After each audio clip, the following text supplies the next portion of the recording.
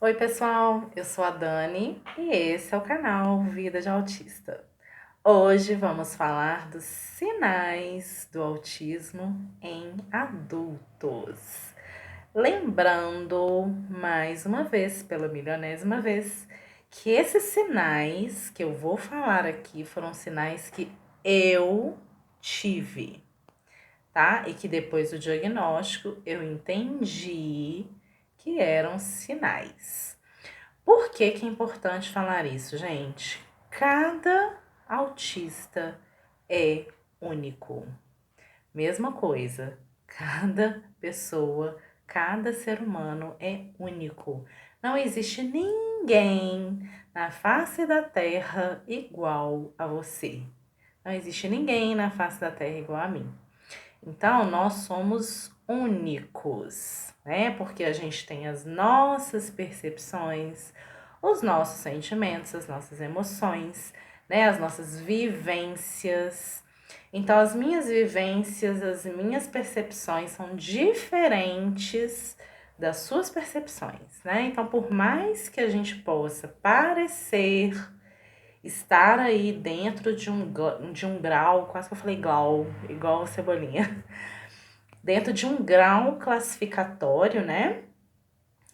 Cada pessoa, gente, tem características únicas, tá? Então, os sinais que eu vou dizer aqui foram sinais que hoje, né, com 3 anos aí de diagnóstico, eu percebi que foram sinais que eu fui tendo ao longo da vida, desde a infância, né? E hoje eu percebo que eram sinais muito claros, né? Mas que naquela época, lá anos 80, né? Eu nasci em 76. Gente, naquela época nem se falava assim na grande mídia, né? Não se falava em autismo. Então, assim, autismo era era considerado uma doença mental grave, né?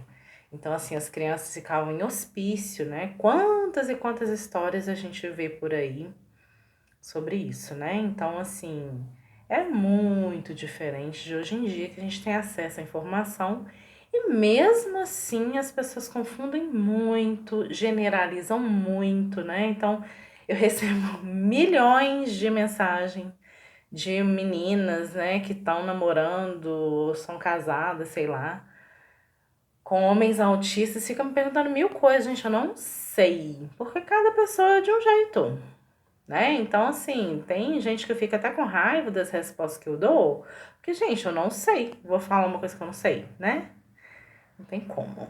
Então, assim, quais são os sinais, gente? Na infância, tá? Primeira coisa, né?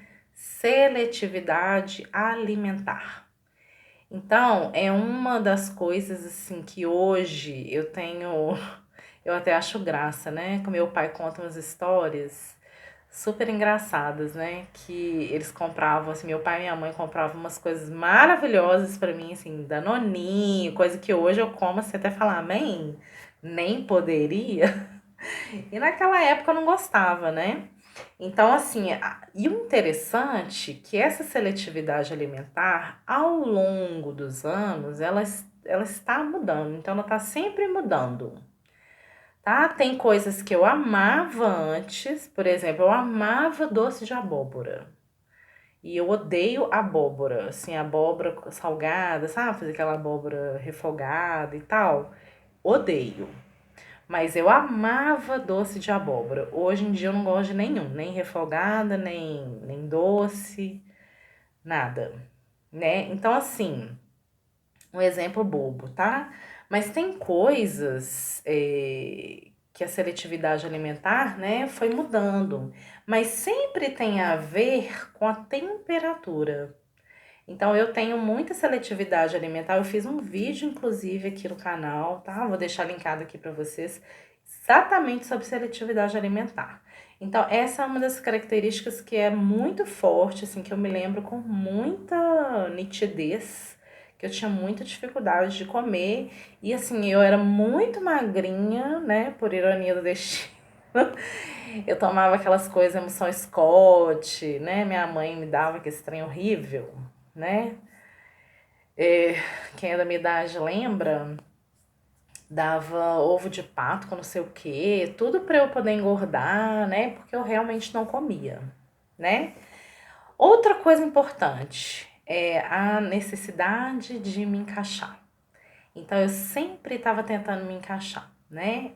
Eu sofria muito bullying na escola, né? Porque eu sou negra, aí meu cabelo anelado, né? Cacheado.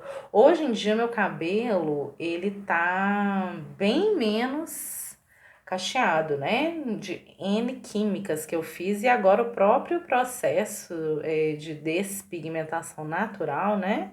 Pra quem não sabe, essa cor aqui é natural, eu não pinto, gente. Eu passei por uma transição capilar, né, de assumir os meus cabelos brancos. Então eu passei por duas transições. A primeira foi para saída progressiva e essa segunda aqui que foi para sair da tinta, né? Então hoje ele é 100% natural.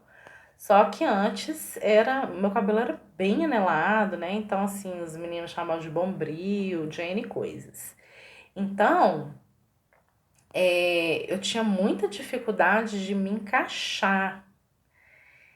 E aí eu tentava me encaixar de todo jeito. Então, assim, as pessoas criticavam meu cabelo, por exemplo, eu fazia 1 milhão de coisas no cabelo, né?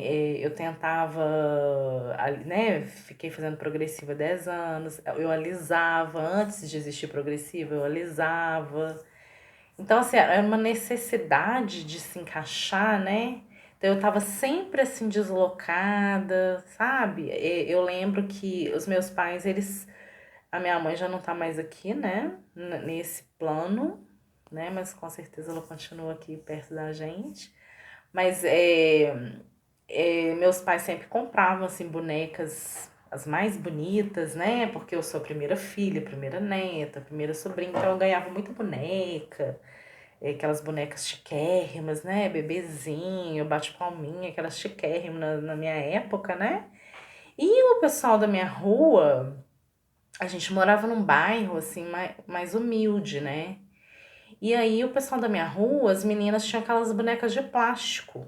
Então eu não ligava para as minhas bonecas, eu queria me encaixar, então eu queria as bonecas de plástico igual das meninas da minha rua, porque eu me sentia deslocada, né? Quando eu comecei também a adolescência, eu tinha muita, assim, eu tinha muita vontade de sair, né, de ver gente, mas eu me esgotava muito rápido. Eu ficava muito cansada e eu não entendia, né? Eu perdia a paciência muito rápido, eu queria ir embora muito rápido, né? Eu tinha muito medo de me envolver, né, com alguém. Então, assim, eu queria beijar todas as bocas do universo, mas não queria me envolver. Eu tinha muito medo de ficar gostando de alguém, eu tinha dificuldade, né, de gostar e eu perdia a paciência muito rápido também, né? Então, assim, quando eu comecei a trabalhar, aí a disfunção executiva, né, que é aquela coisa da rotina, de você ter ali tudo bonitinho, tudo para você seguir, para você não se atrapalhar, né? Era uma coisa muito difícil para mim. Porque quando você começa a trabalhar, você não tá mais no seu ambiente, né, de casa, que você pode, de repente, ditar as regras, né? Eu quero isso, eu quero aquilo. Então, quando você começa a trabalhar, você tem que seguir as regras do lugar, né? Então, eu tinha muita dificuldade de criar rotinas e se sair da minha rotina, gente, empresa sai da rotina toda hora, né? Então eu demorei muito a me acostumar com isso, né? Então assim, eu tinha dificuldade, eu me perdia nas tarefas, né? E eu me cobrava muito de entregar as tarefas, de entregar os resultados, né? E algumas funções que eu desempenhei também, que eu tinha que lidar com o público, né? Eu tinha muita dificuldade. Então foi um grande desafio para mim lidar com o público. Eu aprendi a lidar com o público, né? Então eu aprendi assim, eu criei um personagem, né? Que é o que todo mundo faz. Só que a gente acha errado criar um personagem, né? Então, assim, eu criei um personagem que é a Daniela funcionária. Mas eu tinha muita dificuldade. Então, eu tinha dificuldade, por exemplo, de lidar com o ambiente corporativo, propriamente dito, né? Então, assim, eu caçava muita confusão às vezes, né? Aqueles colegas falsos que tentam puxar seu tapete toda hora. Então, eu falava, né? O sincericídio gritava, né? Sem contar, gente, as crises sensoriais, né? Então, assim, eu ficava exausta, muita enxaqueca, muita dor de cabeça, né? Quando você fica desorientado, né, por causa do som, então, assim, muito, ambiente muito barulhento, né? Muita gritaria. Teve uma época, assim, até recente, deve ter coisa o quê? De 4 anos, mais ou menos. Eu trabalhava assim, nossa, era cada dia num lugar, né? Eu dava consultoria. E era cada dia num lugar, e era muita gente, muito falatório. Ai, era bem complicado. Então, assim, essa dificuldade, né, da rotina, de sair da rotina, pensamentos rígidos, né? Então, são sinais muito claros, que hoje eu vejo que são muito claros, mas naquela época, gente, eu não percebia. Dificuldade de relacionamento, de socialização. Então, tinha as festas das empresas, eu não queria ir, eu não queria saber de ninguém. Happy hour, eu tinha muita preguiça daquela socialização ali falsa, né? Porque a gente tem isso. A gente leva muito, não vou falar aqui 100%, mais uma vez estou falando de mim, né? Porque existe autista falso, existe autista que é extremamente sociável, né? Existe autista que passa a perna nos outros, existe militantes, existe um tanto de coisa, né? Eu tô falando baseada em mim. Então, assim, eu tenho até hoje muita dificuldade de socialização com pessoas que têm caráter duvidoso, digamos assim, né? Não vou falar que eu sou 100% honesta, porque eu estaria mentindo, né? Às vezes você tem que. Eu não gosto de mentira, né, gente?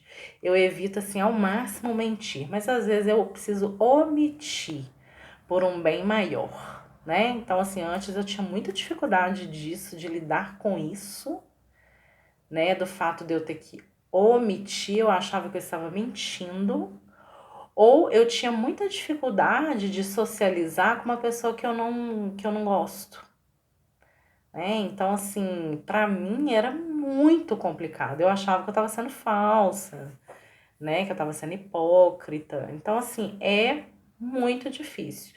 Então, é algo que eu estou aprendendo, hein? Estou aprendendo que eu não preciso ser amiga de quem trabalha comigo, né? Eu tenho que realmente socializar. A socialização é diferente de amizade. Então, a gente recapitulando, né? Quais são os sinais, né? Então, falando aí dos meus sinais. Sensação de não pertencimento, né? Seletividade alimentar, dificuldade de relacionamento, dificuldade de socialização, sinceridade excessiva, psicossomática. Então, assim, as minhas crises sempre foram implosivas. Então, eu sempre somatizei as coisas, né? Medo de me envolver, de me relacionar, né? Então eu tinha muita dificuldade, até hoje eu ainda tenho, tá? Então, assim, senso de justiça gigante. Tem vídeo aqui também no canal, vou deixar aqui pra você sobre como o senso de justiça já me colocou em situações extremamente complicadas, tá? Ingenuidade, isso foi bem no início, assim, sabe? Eu era bem ingênua, né? Hoje em dia, assim, é até ruim, né? O jeito que hoje eu sou, né? Hoje eu não confio e pronto, né? Para eu confiar em alguém tem que ser assim, depois de muito tempo, né? Então, isso é ruim, tá, gente? Não é uma coisa legal, mas foi uma ferramenta, né, que eu criei em um meio de defesa, né? Que a gente vai criando aí ao longo da vida para sobreviver, né? As máscaras sociais, né? Então a gente usa a máscara, fingir ser alguém que a gente não é. Isso eu fiz demais, assim, muitas vezes, tá? E válvulas de escape, né? Que às vezes fazem mal, né? No meu caso, a compulsão alimentar. E o hiperfoco, que durante muitos anos da minha vida foi a minha família. Então, foram os principais sinais, né, que hoje, para mim, são muito nítidos, né, mas que antes, por falta de conhecimento, né, realmente eu nunca imaginei que eu estaria dentro do espectro, né, por essa minha forma de ser, né. Se você tem aí alguns sinais diferentes do que eu falei aqui, quer contar pra gente, quer dividir, coloca aí nos comentários, tá? Essa troca de informação é muito importante, pode ajudar outras pessoas. Se você gostou desse vídeo, deixa seu like. Se não gostou, deixa seu dislike. E a gente se vê no próximo vídeo. Tchau!